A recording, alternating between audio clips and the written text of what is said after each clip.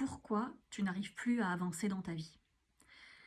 Alors, je présuppose que c'est parce que tu n'as plus de jus en fait. Tu n'as plus d'énergie. Pourquoi tu n'as plus d'énergie? Tu n'as plus d'énergie parce que tu t'es oublié, tu ne t'es plus écouté. Et tu t'es oublié depuis tellement longtemps que tu n'arrives même plus à, euh, à sentir en toi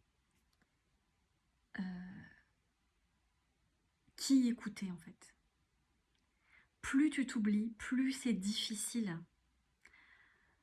Parce que moins tu t'écoutes. Parce qu'au fond, quand on s'oublie, on se dit non à soi-même. Et la réalité, c'est que ça fait mal de se dire non à soi-même. Et quand on est dans un réflexe, dans un automatisme en fait de s'oublier et de penser plutôt à nourrir les besoins des autres plutôt qu'à se nourrir soi-même, je pense qu'il y a un moment donné où on coupe l'accès à nos sensations jusqu'à ce que ça devienne très inconfortable. Parce qu'on ne peut pas se couper de nos sensations éternellement. À un moment donné, ça prend de plus en plus de place jusqu'à ce que tu t'arrêtes et que tu te tournes vers ce qui se passe. Et donc, la conséquence de plus s'écouter, voilà, c'est qu'au bout d'un moment, tu te vides de ton énergie parce que tu la mets à la disposition des autres plutôt que de la mettre à ta propre disposition. Et la problématique aussi qui se passe, qui se présente, et pour l'avoir vécu très récemment, c'est qu'en fait, si tu dis oui à l'autre et que tu te dis non à toi, tu te sens en colère contre toi-même. Et si tu dis non à l'autre et que tu te dis oui à toi-même, tu fais face à un sentiment de culpabilité conséquent, énorme, qui vient débarquer à l'intérieur de toi et qui te ferait voir changer d'avis et céder en te disant « Bon, allez, je vais rappeler la personne, je vais lui dire non, c'est bon, allez, vas-y, je suis dispo. Ou je vais te rendre service. » Et comment on fait en fait? Parce qu'au final, c'est choisir entre la peste ou le choléra. C'est-à-dire que quelle que soit la décision, je vais me sentir mal en fait.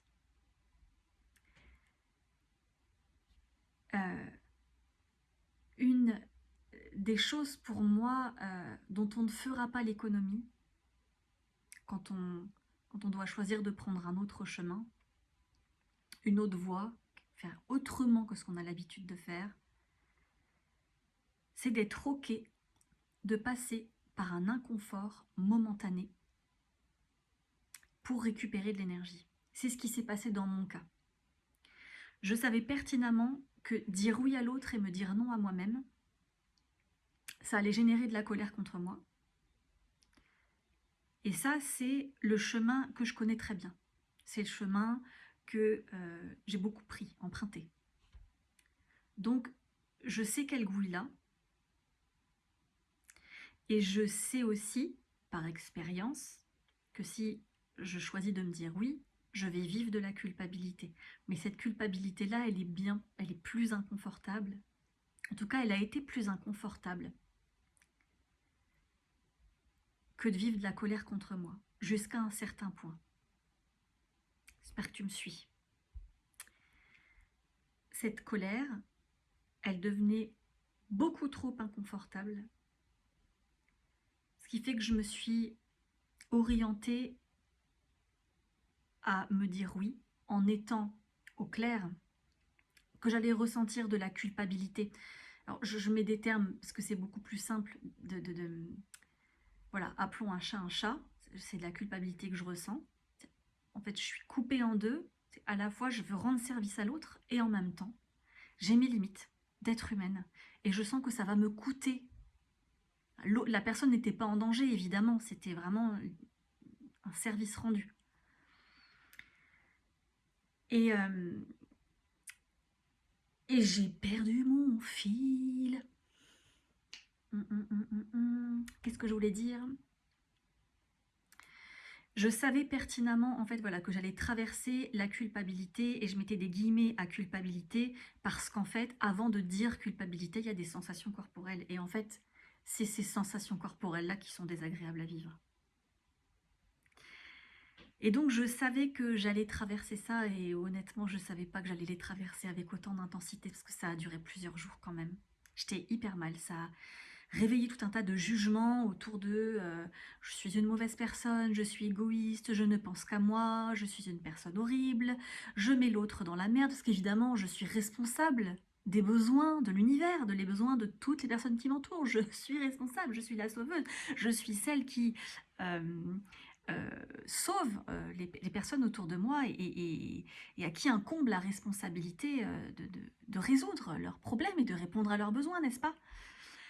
Et, euh, et voilà, et donc j'ai traversé ce moment d'inconfort, et certes, il a été vraiment inconfortable à plusieurs reprises. J'ai failli prendre mon téléphone pour dire ah non, vas-y, c'est bon, je suis là, je serai là. Et donc c'était tout un cheminement, tout un parcours de maintenir, de traverser la culpabilité que je voulais fuir, parce que c'est des sensations qui sont inconfortables.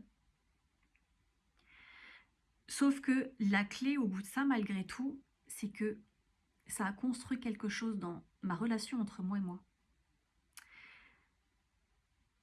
J'ai respecté mes besoins, j'ai respecté mes limites. Et en fait, même il y a un deuil quelque part à vivre. Le deuil de j'aimerais te rendre service, mais la réalité c'est que j'ai des limites. J'aimerais que mes limites soient soient plus larges que ce qu'elles sont là maintenant. Et c'est pas la réalité en fait, c'est pas le cas. Et donc du coup, ben, je me privilégie en fait.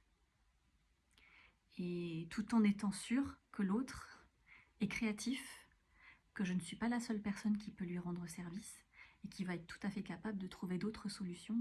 Et c'est ce qui s'est passé. Et j'avais très peur aussi que cette personne m'en veuille. Et, et ça n'a pas du tout été le cas, en tout cas ça n'a absolument pas impacté notre relation. Moi je me suis raconté tout un tas d'histoires sur le fait que cette personne a dû m'en vouloir. Et peut-être que ça a été le cas à un moment donné, je sais pas, elle ne me l'a pas signifié, mais en tout cas, voilà, il n'y a eu aucun impact en fait sur l'aspect relationnel. Et ça a été aussi salvateur pour moi de me rendre compte que écouter mes besoins, écouter mes limites, ne réalise pas de dégâts sur les personnes qui m'entourent et de constater que ces personnes-là sont tout à fait capables et responsables des difficultés qu'elles rencontrent et qu'elles sont en mesure de trouver des solutions par rapport aux problèmes qu'elles ont. Et ça, c'est aussi salvateur d'être témoin de ça, en fait. Et j'ai même été émerveillée de la stratégie qu'il a utilisée pour, euh, voilà, pour répondre aux difficultés qu'il rencontrait à cet instant T. Donc c'était aussi très chouette pour moi de me rendre compte que finalement, non seulement je me suis fait du bien à moi, ça me rend d'autant plus disponible lorsqu'il a besoin de moi, avec un élan, en fait, avec une envie de donner, naturelle, et pas je me force à faire quelque chose. Donc, en fait, on a tout à y gagner d'écouter ses propres limites, en fait. Parce que c'est cette relation entre toi et toi que tu construis. Et j'entends que c'est sûr que la difficulté, lorsqu'il s'est passé un temps, des années durant lesquelles tu t'es pas écouté et où être à la disposition et responsable de tous les gens qui t'entourent, c'est devenu un réflexe et un automatisme en fait, à tel point que tu n'arrives même plus à ressentir mais qu'est-ce que je veux moi en fait, de quoi j'ai besoin. C'est comme si il y avait même un manque de clarté, il n'y a plus de repères à l'intérieur, tu n'as plus ta boussole, tu sais plus sur quoi t'appuyer en fait. Et donc ça te met dans un mood d'indécision. Et puis, ben, quand tu n'as pas de clarté, finalement, tu te laisses embarquer. Quand on a besoin de toi, ben, le réflexe, l'automatisme fait que ben, tu y vas. Sauf qu'à un moment donné, ça coûte, ça coûte, ça coûte, ça coûte. Et ça coûte beaucoup trop que ça t'explose à la figure, en fait.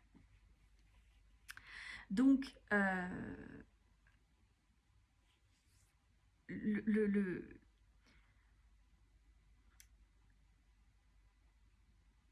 le problème, oui, je vais nommer ça comme ça, c'est ce que j'ai expliqué dans une autre vidéo, la dernière que j'ai postée, je me souviens plus du titre de la vidéo, c'est quoi? Oh, je sais plus. De toute façon, j'en ai pas 36. C'est l'endroit depuis lequel tu prends tes décisions, en fait. Parce qu'au fond, si tu acceptes de te dire non et dire oui à l'autre, c'est que derrière, il y a une peur. Il y a une peur que l'autre t'aime plus, il y a une peur que l'autre te juge.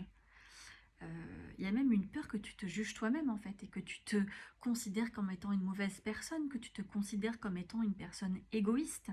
Voilà, et que ça réveille tout un tas de jugements. Sauf que c'est précisément l'endroit depuis lequel tu prends ta décision est précisément le problème. Lorsque tu choisis depuis un endroit de peur,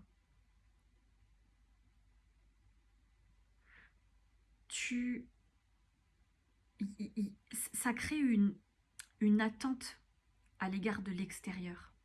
Parce que tu es en manque. Tu pars d'un manque, en fait. Tu pars d'un manque ou d'un besoin intense, peut-être de reconnaissance, besoin que l'autre t'aime, en fait, tout simplement, tu vois. Et donc, il y a cette peur de ne pas être aimé. Sauf que la gymnastique à opérer, c'est de changer d'endroit, en fait. De changer l'endroit depuis lequel tu vas prendre une décision. Et pour revenir à l'exemple que je te partageais, juste avant me concernant, moi je prenais cet endroit de peur, donc je disais oui à l'autre parce que j'avais très peur de ce que ça allait générer comme jugement de sa part, et puis surtout un besoin d'être aimé de cette personne. Lorsque j'ai décidé de me choisir, là je suis partie d'un autre endroit, en fait, j'ai fait un autre choix. J'ai fait le choix de respecter mes limites. J'ai fait le choix de prendre le risque de ne pas avoir l'amour de l'autre. J'ai fait le choix que potentiellement il allait me juger, que moi j'allais me juger, que j'allais traverser cette culpabilité que je savais euh, vivre. En fait, je savais que j'allais vivre cette culpabilité en choisissant ce chemin, mais je l'ai fait pour moi, en fait. Je ne l'ai pas fait depuis un espace de manque. Je l'ai fait depuis un espace de je décide de respecter mes limites, je décide de donner de la légitimité à mes besoins. Tu as le droit d'avoir besoin de ce dont tu as besoin, en fait. Tu as le droit. Tes besoins sont légitimes. En fait, quels que soient tes besoins, ils sont légitimes. Tu as le droit d'avoir besoin de ce dont tu as besoin. Tu as le droit d'avoir ces besoins-là. Tu as le droit, en fait. Ça n'est pas contestable. Personne n'a à te dire « c'est bizarre que tu aies besoin de ça, c'est pas normal que tu aies besoin de ça, tu devrais avoir besoin d'autre chose ». C'est absolument pas normal. Personne, en dehors de toi-même, n'est en mesure de contester tes propres besoins. C'est toi qui les ressens, tu le sais, ce dont tu as besoin. Personne n'a à te dire, en fait, que tu as le droit ou pas le droit d'avoir besoin de ça. Et c'est là où tu es responsable d'y répondre à ces besoins-là. Et c'est là où, bien souvent, c'est toute la difficulté de se positionner, de dire non, de déjà, en fait, le premier pas, de t'offrir de la considération et de légitimer tes besoins. Et la manière, pour moi, de s'y prendre, moi comment je fais en tout cas, c'est j'écoute mon corps. J'écoute mes sensations corporelles. Je vais explorer avec curiosité. Et quand je dis avec curiosité, ça veut dire que lorsque je vais écouter mes sensations, je ne cherche pas à ce que mes sensations s'en aillent. Je ne cherche pas à aller mieux. Je ne cherche pas à me raisonner.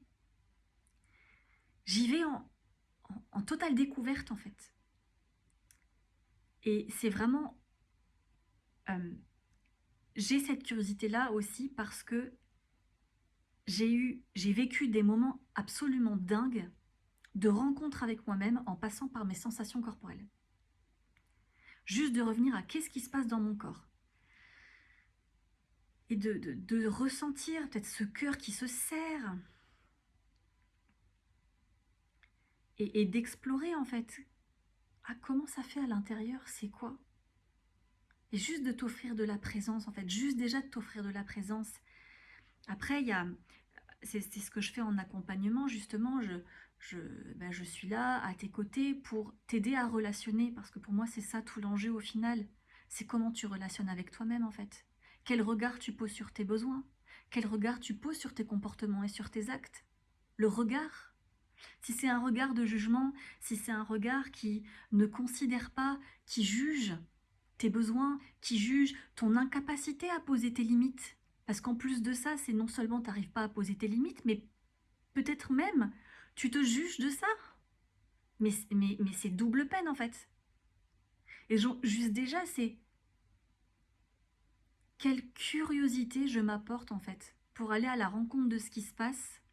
Juste t'asseoir à côté de toi, t'offrir de la présence sans chercher à répondre, sans chercher à transformer, sans chercher à avoir un quelconque résultat. Laisser le résultat se faire aussi parce qu'il y a cette magie du vivant où à partir du moment où tu poses un regard différent sur ce qui est là, quelque chose se transforme. Et c'est accepter aussi de ne pas avoir la maîtrise. Donc voilà, je vais m'arrêter là pour cette vidéo parce que sinon je vais repartir en boucle et te répéter tout le temps la même chose. Mais c'est ce que je voulais t'expliquer en fait, c'est qu'est-ce qui fait qu'à un moment donné, tu n'arrives plus à avancer. C'est que tous les choix que tu as faits en te disant non, ça te coûte de l'énergie physique et psychique. Et à un moment donné, il n'y a plus le jus pour avancer en fait. Si ce n'est qu'en te forçant, et même ça, ça ne marche plus. Et revenir chez toi pour retrouver un élan naturel d'avancer. Et peut-être juste déjà d'avancer d'un tout petit pas, mais qui sera énorme. Ton petit pas à toi, il sera énorme. Et de valoriser ça, en fait, et déjà t'appuyer là-dessus. Voilà, retrouver ce chemin d'agir depuis un élan naturel. Et ça passe déjà par aller te rencontrer et te choisir, quoi. Donc si ça te parle, ce que je te partage, eh bien sache que je propose un accompagnement sur 4 séances pour t'aider sur toutes ces questions voilà, de revenir chez toi, de t'écouter, d'aller avec curiosité à ta rencontre et retrouver de la clarté, retrouver des repères sur lesquels tu peux t'appuyer pour prendre des décisions, retrouver un chemin en fait et retrouver un point d'appui en toi-même pour pouvoir remettre du mouvement, mais un mouvement qui n'est pas forcé, un mouvement qui vient de l'intérieur et qui est naturel. Voilà. Je te souhaite tout plein de douceur et à bientôt. Salut.